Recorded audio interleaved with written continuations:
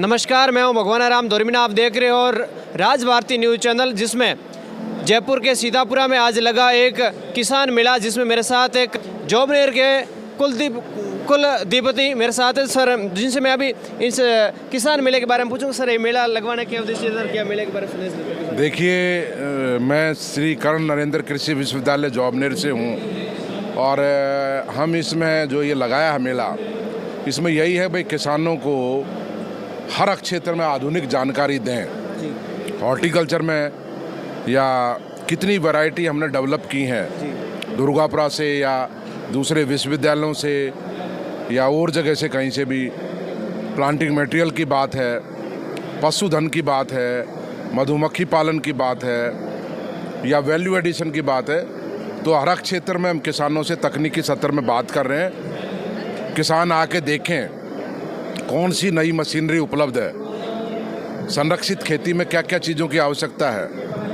उसकी जानकारी।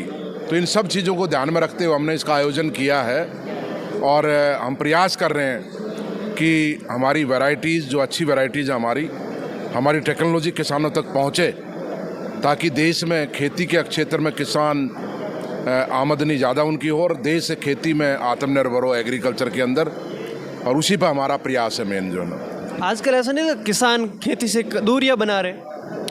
ऐसा नहीं है, युवा खेती में आ रहे हैं, बल्कि कि जो एजुकेटेड यूथ्स हैं वो भी खेती के अंदर आ दे रहे हैं, आधुनिक खेती को अपना रहे हैं और उसको और आगे बढ़ाने का हमारा प्रयास है। अभी जैसे ज़माना बदल गया, मॉडर्न ज़माना आ गया, तो युवाओं के लिए नया क्या होना चाहिए जिससे युवा उस टेक्निक के साथ नया आ रहे हैं? नया है ना, नए युवा, मैंने बताया अब युवा वैल्यू एडिशन बन रही है। बकरी का दूध भी दिल्ली में बेच रहे हैं, कैसे वैल्यू एडिशन होगा? अब दिल्ली में जाके बकरी का दूध अलवर से जाके दिल्ली बिकेगा, वैल्यू एडिशन होगा, चीज़ बनेगा, बॉटलिंग होगी, तो वो चीज़ वैल्यू चेन बन गई ना, तो युवा ही कर सकते हैं उसको। अब ऐसे संरक्षित खेती है, सीड प्रोडक्शन है या फूड प्रोसेसिंग है, इनमें युवाओं को हम आगे ला रहे हैं, उनको प्रशिक्षित कर रहे हैं और उनको जानकारी देंगे तो वही आगे लेके जाएंगे देश को। अब जैसे बरसात से जो खेती होती है उनके लिए, मतलब किसान है, कई बार बरसात नहीं, उनके लिए नया क्या होना चाहिए? उनके लिए देखिए, वर्षा आधारित जो खेती है उसमें यही है कि एक तो वैरायटी काम कर सकती हैं। अगर भाई चाहे सर्दी हो चाहे गर्मी हो, अगर ऐसा कोई गैप आ गया, बरसात नहीं हुई बरसात के मौसम में, तो उसका क्या कोई समाधान हो सकता है? कोई वैरायटी है जो इतने लंबे गैप को झेल सकती है, उसमें वैरायटी डेवलप करने में हम काम कर रहे हैं। बाजरे में और फसलों में, गेहूं के अंदर जैसे एकदम से ठंड चली जाती है, उसमें भी टर्मिनल हीट टॉलरेंस पे हम काम कर रहे हैं कि कैसे गेहूं को नुकसान ना हो, कम से कम नुकसान हो।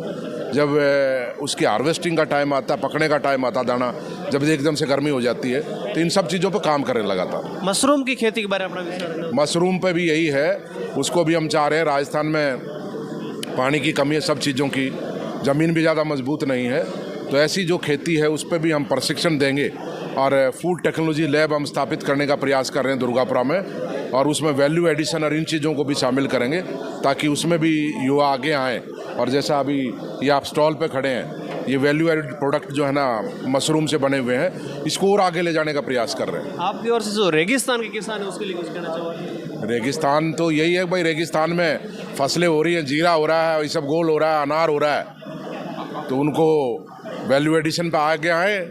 जीरे में जो समस्या आ रही है पेस्टिसाइड रेजिड्यू की, किसान जानकारी लेके करें, छिड़काव कोई भी करते हैं ताकि देश को समस्या ना आए एक्सपोर्ट के अंदर। तो इस तरीके की चीज़ों में किसानों की भागीदारी बहुत ज़रूरी है। Thank you.